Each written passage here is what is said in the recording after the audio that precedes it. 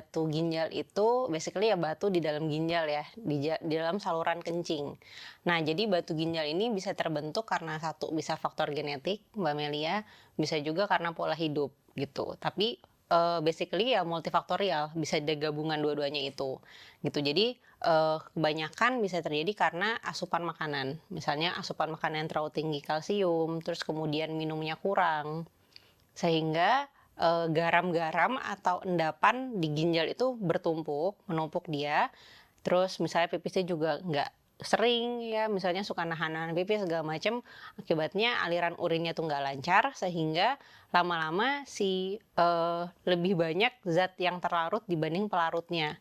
Nah, sama kayak misalnya contohnya Mbak bayangin kita bikin susu nih, susu bubuk di gelas. Kalau misalnya kita banyakin airnya, pasti dia akan semakin larut kan, semakin encer. Tapi kalau misalnya kita banyakin susunya atau airnya dikit, pasti dia akan mengendap.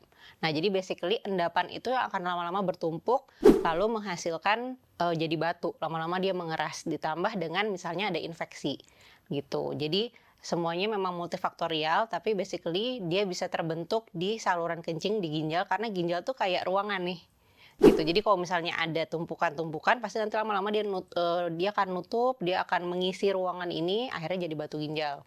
Nah, kalau misalnya si batu ginjalnya ini kecil, dia bisa turun ke ureter, ke saluran ginjal kita. Nanti di situ dia jadi batu ureter.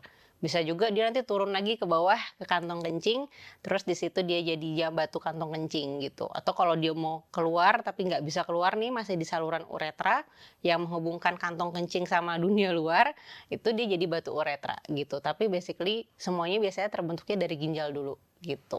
Download Tribun X sekarang, menghadirkan lokal menjadi Indonesia.